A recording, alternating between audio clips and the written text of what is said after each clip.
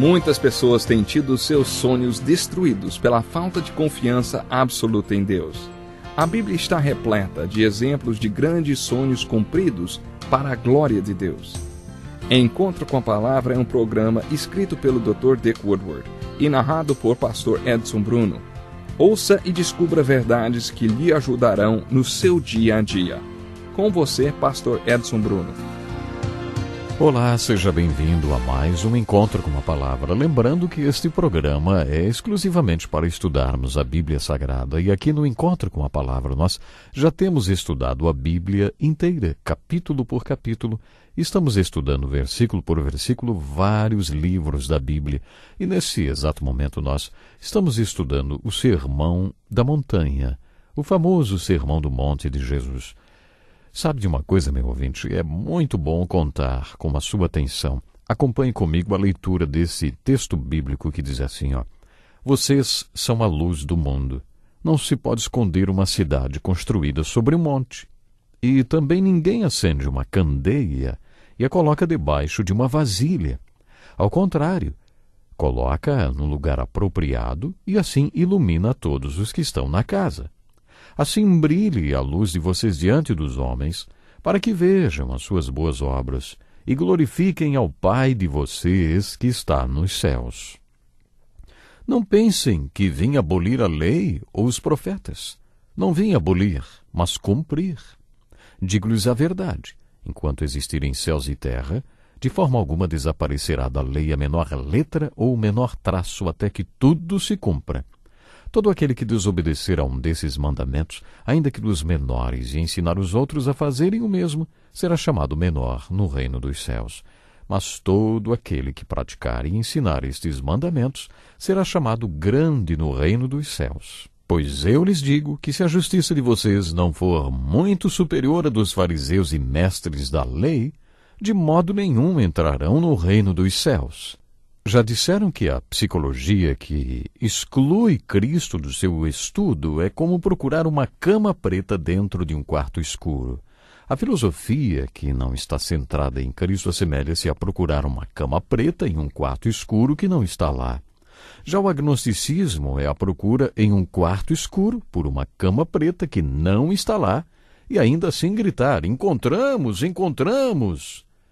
O que Jesus disse lá no alto da montanha, conforme lemos em Mateus capítulo 5, versículos 14 a 20, foi: se vocês são meus discípulos e estão sendo instruídos sobre o reino dos céus, vocês não são como alguém em um quarto escuro, procurando por uma cama preta que não está lá e que sai gritando: "Encontramos, encontramos." Não, vocês são a luz do mundo. Vocês são como uma cidade construída sobre um monte que não pode ser escondida. Vocês são como uma candeia posicionada estrategicamente que ilumina a todos. Deixem a luz de vocês brilhar diante dos homens para que eles vejam suas boas obras e glorifiquem ao Pai no céu, que é a fonte de tudo que está acontecendo em suas vidas. Ele é aquele que deu luz às suas vidas, acendeu suas candeias e os colocou em um lugar alto, e vocês apontarão para ele quando a luz de vocês brilhar. Por várias razões, o discípulo de Jesus é a luz do mundo. Primeiro, porque ele vive um relacionamento com aquele que é a luz do mundo. Jesus disse nos evangelhos: "Eu sou a luz do mundo." E estes discípulos de Jesus, hoje, eu e você, meu ouvinte, vivemos um relacionamento vital com ele. Somos a luz do mundo. Aqueles discípulos eram, e hoje os discípulos de Jesus são, a luz do mundo, porque têm sido instruídos por ele. Eles têm permanecido na sua palavra e andam na verdade que os libertou. Assim, eles podem mostrar para outras pessoas a mesma verdade que receberam. Dos versículos 17 a 20, Jesus apresenta outra razão por que o discípulo de Jesus é a luz do mundo, porque ele tem a compreensão correta da palavra de Deus. Nestes versículos vimos isso no último estudo. Jesus está dizendo aos discípulos que estão no alto da montanha com ele e que queriam ser parte da sua solução em resposta para a multidão.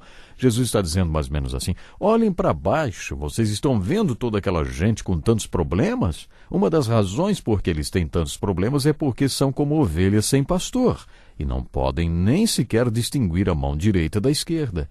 Eles não têm luz. Vocês devem mostrar a eles o uso correto da palavra de Deus. Quando Jesus disse isso, estava se referindo ao Velho Testamento.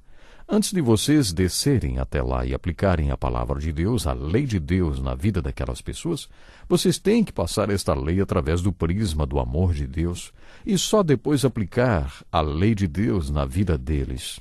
Porque a lei partiu do coração de Deus, cheio de amor pelo homem. Vocês têm que entender qual é o propósito da palavra de Deus. A seguir, Jesus desafia a liderança religiosa. Nestes mesmos versículos, Jesus falou: tudo que ensino e tudo que ainda vou ensinar está em absoluta concordância com a lei e os profetas. De forma alguma desaparecerá da lei a menor letra ou o menor traço, até que tudo se cumpra. Eu não vim tirar nada das Escrituras. Vocês vão descobrir que tudo o que eu ensino está plenamente de acordo com as Escrituras. Mas, ao mesmo tempo, Jesus está dizendo, e esta é a chave do restante do capítulo 5, ele diz: acontece que o que estou ensinando não bate com o ensino dos mestres da lei e os profetas, ou escribas e fariseus. Jesus estava desafiando a liderança religiosa e preparando seus discípulos para a reação contrária que eles enfrentariam. Jesus estava avisando: o que eu ensino vai de encontro ao ensino deles. Também já vimos que no versículo 20 Jesus fez uma declaração muito importante sobre a justiça pessoal dos seus discípulos. Quando vocês compreenderem o meu ensino e a minha abordagem das Escrituras, a justiça de vocês superará a justiça dos escribas e fariseus. No último programa vimos as razões disso. A justiça dos líderes religiosos era hipócrita. A justiça dos escribas e fariseus era exterior. Mas a justiça do discípulo de Jesus tinha que ser interior. A justiça dos líderes religiosos era só horizontal, baseava-se apenas nas aparências, em como eles seriam vistos por todos. Era tudo firmado em aparências, para que eles pudessem ser vistos e admirados pelos homens. Jesus estava dizendo aos seus discípulos: a justiça de vocês não será horizontal, ela será vertical, será para Deus. Quando compreendemos o que Jesus está dizendo no parágrafo que vai dos versículos 17 a 20, compreendemos outra razão por que ele entrou em conflito com os líderes religiosos. Nesses versículos, Jesus está dizendo: se vocês compreenderem o meu ensino, a justiça de vocês será baseada nas Escrituras, enquanto a deles na tradição, porque eles não têm um entendimento correto das Escrituras. Tudo isso que dissemos até agora serviu como introdução para estudar o restante do capítulo 5, considerado a parte mais difícil do Sermão do Monte, que vai do versículo 21 até o 48, num total de 6 parágrafos. Todos eles começam com estas palavras: vocês ouviram o que foi dito, mas eu lhes digo. Jesus disse as mesmas palavras no início dos 6 parágrafos. O que ele quis dizer, hein? Jesus estava discordando da religião estabelecida e estava dizendo: eles ensinaram isso a vocês, se referindo aos escribas e fariseus, mas eu vou dizer a verdade. Nesta passagem, Jesus discorda dos escribas e fariseus, dos mestres da lei, da maneira como eles enxergavam as Escrituras. Jesus estava mostrando a abordagem que ele faz das Escrituras. É muito importante a maneira como abordamos as Escrituras, porque, se digamos assim, a nossa filosofia sobre as Escrituras não for a correta, jamais saberemos o que ele, o Senhor, quer nos dizer. Por isso, este trecho que vai dos versículos 17 a 20 pode ser intitulado de A Filosofia das Escrituras de Jesus, ou a abordagem que Jesus fez das Escrituras. Podemos dizer que a diferença básica entre a abordagem de Jesus e a dos fariseus é que Jesus passava a lei de Deus através do prisma do amor de Deus, antes de aplicá-la na vida do povo. O apóstolo Paulo quis dizer a mesma coisa ao usar as expressões a letra da lei e o espírito da lei. Basicamente, o espírito da lei é o amor. O espírito da lei sempre faz a pergunta: o que se passava no coração de Deus ao ordenar esse mandamento? Que princípio podemos tirar desse trecho das Escrituras? Sempre que buscarmos a palavra de Deus, devemos ter a perspectiva do espírito da lei, que é o amor de Deus pelo homem, e o cuidado de Deus com o bem-estar do homem. Foi neste espírito que as Escrituras foram escritas. Sempre que você conseguir perceber o espírito da lei por trás de um mandamento, descobrirá que o espírito vivifica pois a letra mata, mas o Espírito vivifica, diz o apóstolo Paulo. Esta é a essência da passagem do capítulo 5 de Mateus, a parte mais difícil do Sermão do Monte. Nos versículos 17 a 20, Jesus estava dizendo aos discípulos: eles dizem para vocês que este é o ensino da lei de Moisés, mas eu vou dizer o que a lei de Moisés realmente ensina. Às vezes, os preceitos dos fariseus e mestres da lei não tinham nenhuma base nas Escrituras. Partia da tradição deles. Aqueles que estudaram o Evangelho de João conosco já sabem que o objetivo de João, ao escrever o seu Evangelho, foi mostrar que Jesus é Deus encarnado. Como Deus encarnado, Jesus tinha todo o direito e autoridade para fazer estas afirmações. Foi ele quem escreveu a lei. As Escrituras foram escritas sob a inspiração de Deus. Deus é o autor das Escrituras. Por isso aqui temos Deus encarnado afirmando: esses líderes religiosos não têm a perspectiva correta das Escrituras. Eles só têm a visão da letra da lei e apenas despejam a lei sobre o povo, esquecendo o verdadeiro espírito da lei, o princípio da lei, o propósito da lei. No período no qual Jesus veio em carne, os judeus tinham passado pelo cativeiro babilônico. Você se lembra que a Babilônia conquistou Jerusalém e o povo foi levado cativo e ficou escravo por 70 anos. Depois, a Pérsia conquistou a Babilônia e o povo foi feito escravo da Pérsia e da Média.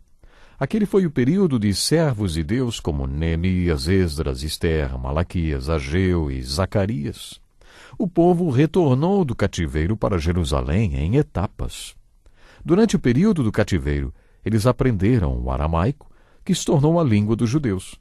Dos tempos do cativeiro, os 400 anos de silêncio entre o fim do Velho Testamento e o início do Novo Testamento até os dias de Jesus, a maioria do povo judeu não sabia ler nem escrever em hebraico. A maioria deles era analfabeta e as escrituras eram mantidas no templo ou nas sinagogas. O povo não tinha uma Bíblia como eu e você temos hoje.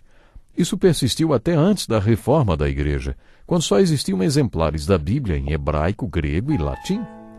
E os leigos não podiam ler as Escrituras, e por isso tinham que aceitar o que os sacerdotes falavam a respeito das Escrituras. Agora você tem uma ideia da grande bênção que temos nas mãos. Você e eu temos as Escrituras. Cada um de nós pode ler a Bíblia e descobrir como podemos nos tornar sal da terra e luz do mundo e sermos parte da solução e da resposta de Jesus para as multidões em sofrimento. Mas que pena, o meu tempo hoje já acabou. Preciso terminar. Espero você para o próximo programa. Que lição importantíssima. Obrigado, Pastor Edson Bruno. Prezado ouvinte, coloque em prática o que você ouviu aqui. Sem dúvida, sua vida será grandemente abençoada. Este é um estudo escrito pelo Dr. Dick Woodward, na voz do Pastor Edson Bruno. Escreva-nos e solicite o material. Nosso endereço é Encontro com a Palavra, Caixa Postal 2011, CEP 89201-970, Joinville, Santa Catarina. Até o nosso próximo Encontro com a Palavra.